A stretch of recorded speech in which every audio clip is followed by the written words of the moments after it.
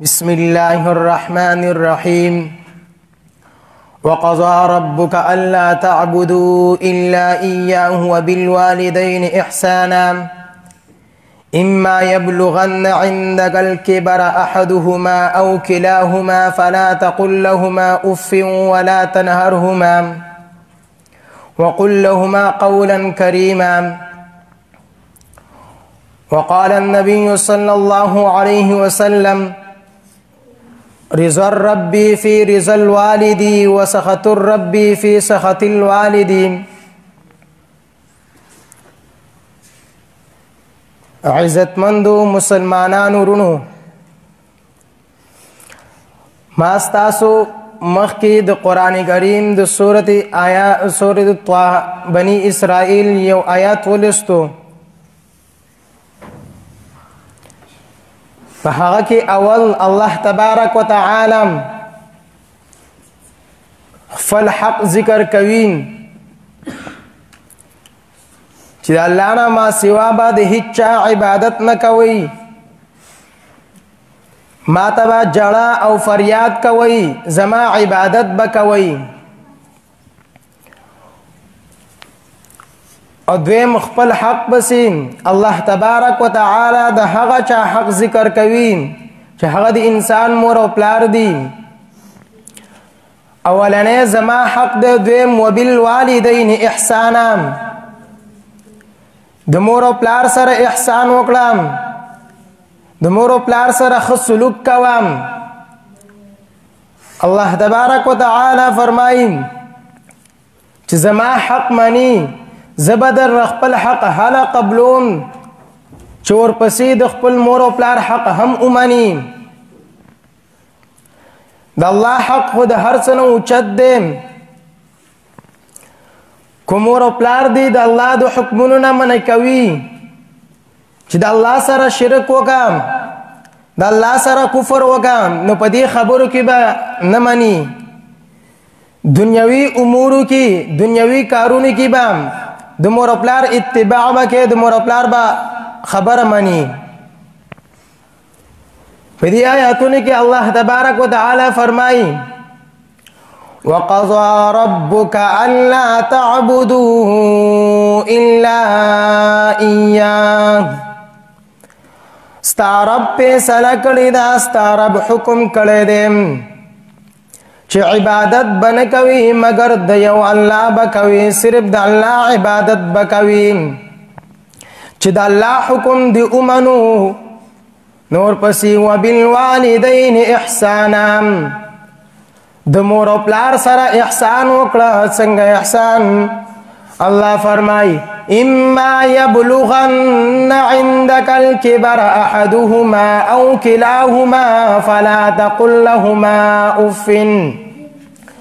کوچري ورسیدل ساده مور او پلار تا سره بوډا والی تام، یعنی ته ځوان یو استاده مور او پلار بوډاګان شو، نو خبردار مور او پلار ته اف هم نشي ویلې، اف هم نشي ویلې.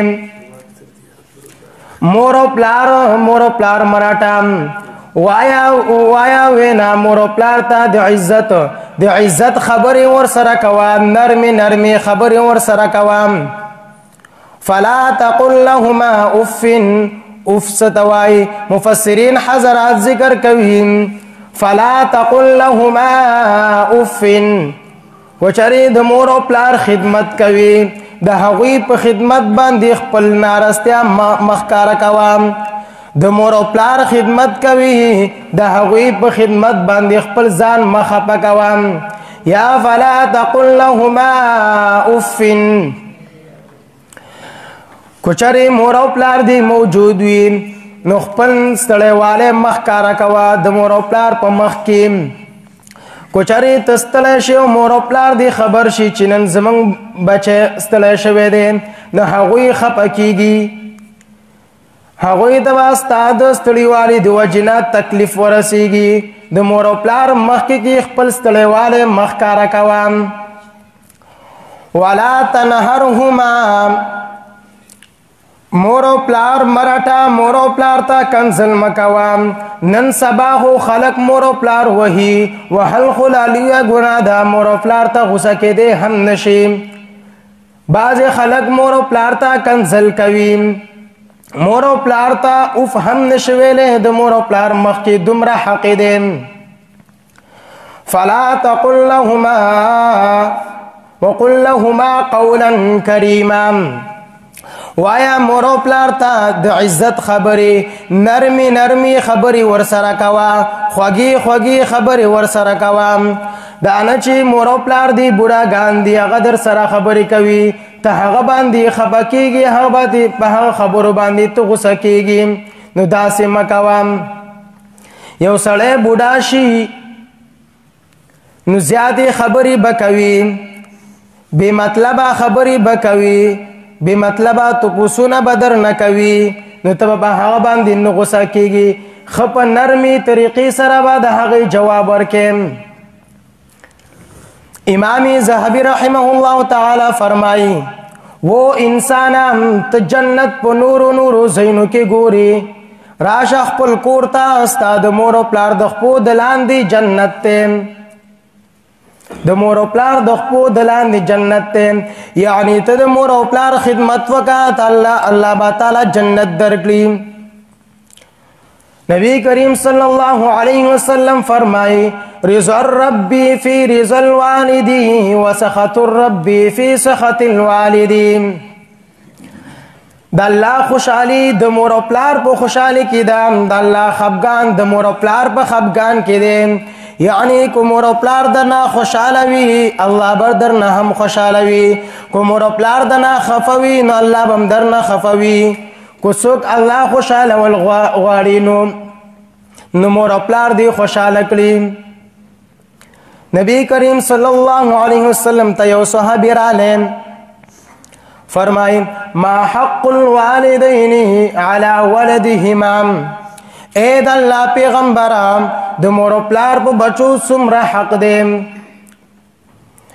نبی کریم صلی الله علیه وسلم نو ته فرمای هما جنتک و نارک ستا د مور او پلار ستا د پاره جنت هم دی او جهنم هم دی کو د مور او پلار خدمت دی وکړو دا د خدمت په وجه باندې به ته جنت ته لاړ شي کو د مور او پلار نافرمانی دی وکړه د هغې د نافرمانی په وجه باندې ته جهنم ته لاړ شي الله تبارک وتعالی دې موږ او تاسو لا ټول په دې باندې عمل کوو